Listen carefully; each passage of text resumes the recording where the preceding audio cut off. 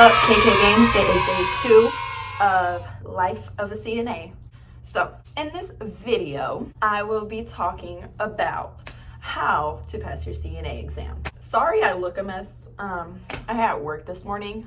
I got off at 10 a.m.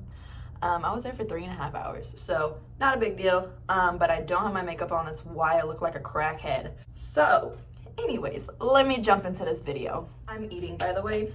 It's my lunch. CNA exams. All right, I've passed mine on the first time, so I don't know what the second time is like. You can retake your exam. If you fail your written part, but you pass your skills part, you only pass your written part. You need to pass your skills part. You need to pass both parts before you get your exam. And if you fail one or the other, you only have to pay for that other one. Whenever you go and retake your test, you only have to pay for that one that you failed. So that's a plus. You're gonna go into your exam room. Whenever the proctors come in, they're gonna tell you, all right, you're not allowed to have anything in your pockets. You're not even allowed to have your ID in your pocket. They're gonna take your ID. Funny story, whenever I had my exam, my ID, it wasn't broken, but like the card was cracked and they were really iffy about taking my ID. And I was really pissed because I was like, look, this is the only ID I have. What am I gonna do? It wasn't fully broken. That's why they took it. It wasn't fully broken. If it was broken, they wouldn't have accepted it. So make sure your ID is in good shape too, or you're gonna have a hard time.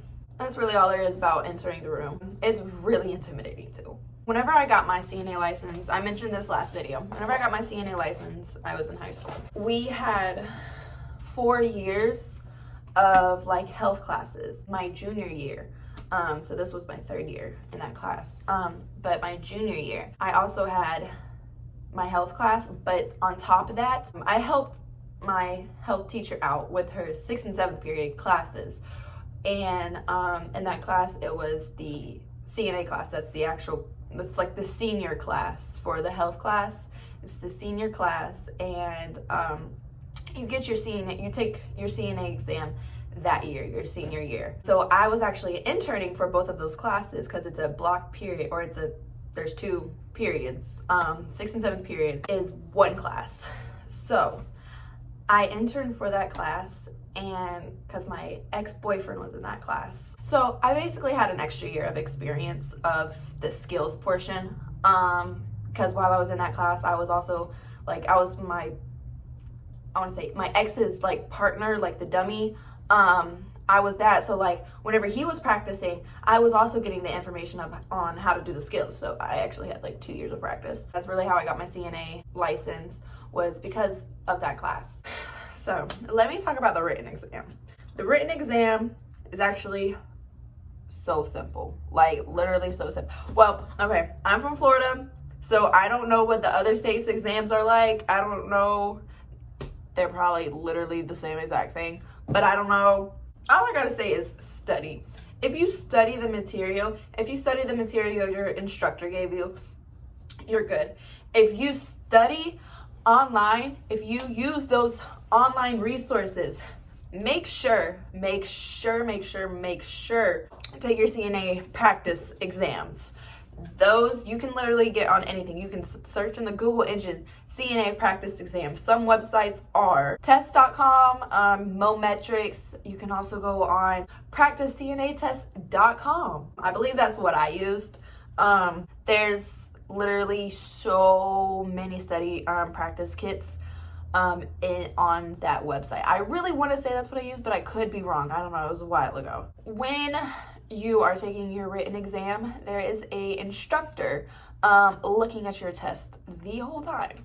We had groups that we did our exam in. So like the first group took their written exam, and then a team of 2 went to take their skills. And then the rest of the class just kind of stayed back on the other side of the room, staying quiet. So whenever we took our written exam, I actually breezed right through it. I didn't know if I was going to pass or not because it was like so simple. Like, I thought it was like tricking me. It was so simple. But no, I passed it with flying colors. I want to say only one person failed. It's really easy.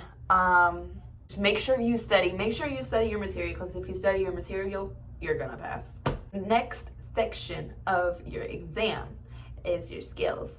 You get 3 skills, and you have to complete all 3 of these skills within a matter of, I want to say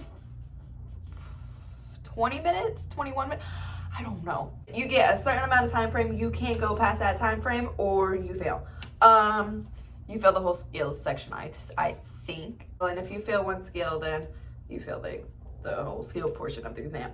So skills are very intimidating. I'm gonna be honest with you. I'm not gonna sugarcoat it. It's very intimidating. When you have your 2 proctors standing right there, like, they literally get so close to you just to make sure you're doing everything right.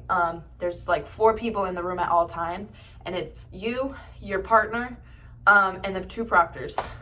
Your instructor's not even allowed in the room. Nobody's allowed in the room. Whenever you do your skills, of course, you always wash your hands first. And when you wash your hands, I'm gonna be honest, it doesn't matter how much friction you use, they're still gonna mark you off. But make sure you use friction. Like, I'm talking about like make sure it looks like you got to break your hands. Like, they're gonna come up to you and look at you while you're washing your hands. I want to say you only have to do it twice. The rest of the time you could just be like, okay, while I'm washing my hands. It's too much time. There are also videos online that you can look at for your skills to practice your skills. YouTube. All you have to do is type in what skill you want. Denture care, mouth care. All you have to do is type that in. There's going to be many videos. Yeah, online videos, they're so simple. Just make sure you watch them. Make sure you practice. You can practice. Make sure you practice at home. Make sure you practice at home. It gets very like intimidating. I remember when I was doing my skills, like, I felt like I forgot everything just because I was scared.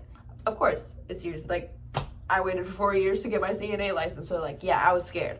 And I'm not gonna lie, I did cry after the exam just because I thought I did fail my skills. Because my last skill, I had changed position. So, my 3 skills I had were denture care first. I want to say it was like pulse or respirations. I don't remember. Change position. I want to say I did great on everything else. The change position was the only thing that was like kind of iffy. I did get noted a lot on that because I was not familiar with change position, and I really should have been. Like I said, I passed. All of my anxiety and fears went away. It was really simple. Whenever you're doing your skills, and you're supposed to be talking to your patient, make sure you talk to your patient, which is like a dummy, or your partner.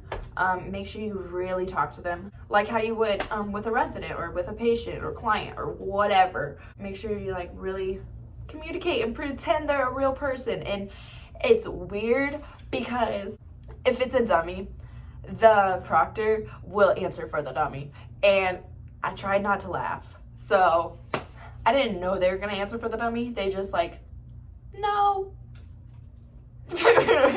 Like, it was weird as fuck. And yeah, when you're taking your skills, it's gonna be awkward. Just, you're good. I know you can pass. With that being said, tomorrow I will have another video. This is the end of this video. There will be day 3 tomorrow for Life of a CNA, so make sure y'all stay tuned for that. With that being said, KK gang, and I am out. We was driving to the ATL, I was riding next to you, talking about what happened, nothing I can do. Tried to fix our mess, and the next day woke up depressed, scared of losing you after all that we went through. Baby, you on my